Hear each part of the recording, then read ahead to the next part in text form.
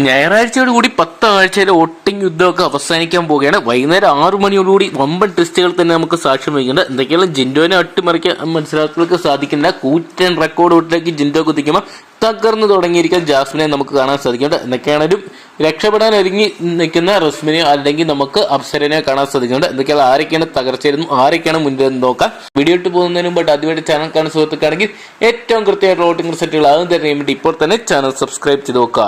ജിൻഡപ്പന്റെ വോട്ടാണ് ഞെട്ടിച്ചുകൊണ്ടിരിക്കുന്നത്. 4,70,112 എന്ന് പറയുന്ന വോട്ടിംഗ് സംഖ്യയിട്ട് കുത്തിക്കുമ്പോൾ രണ്ടാം സ്ഥാനത്തേക്ക് ജാസ്മിൻ ഇതാ തിരിച്ചെത്തിയിരിക്കുകയാണ്.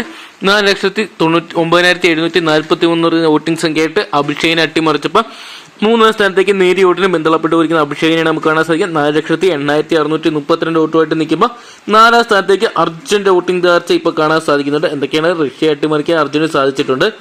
3,99,041 എന്ന് പറയുന്ന വോട്ടിംഗ് സംഖ്യയിലോട്ട് നീക്കിക്കൊണ്ടിരിക്കുമ്പോൾ 5ാം സ്ഥാനത്താണ് ഈ ഒരു മണിക്കൂറിൽ നമുക്ക് നമ്മുടെ സ്വന്തം മുടിയനെ കാണാൻ സാധിക്കുന്നത്. 3,92,797 വോട്ടുമായിട്ട് സേഫ് സോണിൽ തന്നെയാണ് മുടിയൻ.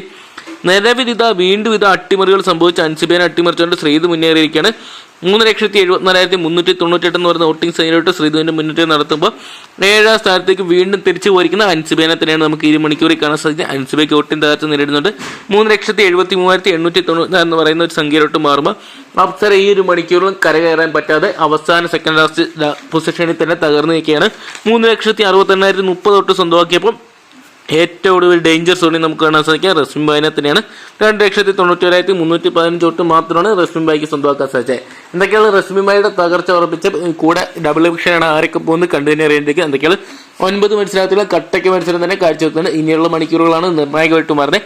അപ്പോൾ നിർണായകമായിട്ട് മാറുന്ന ഒരു മണിക്കൂറിൽ ഏറ്റവും കൃത്യമായിട്ടുള്ള വോട്ടിംഗ് റിസൾട്ടുകൾ ആകും തന്നെ അറിയാൻ വേണ്ടി ഇപ്പോൾ തന്നെ ചാനൽ സബ്സ്ക്രൈബ് ചെയ്ത് നോക്കുക. നിങ്ങൾക്ക് ഇഷ്ട ബിഗ് ബോസ് മത്സരത്തിയാണെന്ന് കമന്റ് ബോക്സിൽ പങ്കുവെക്കാൻ മറക്കണ്ട.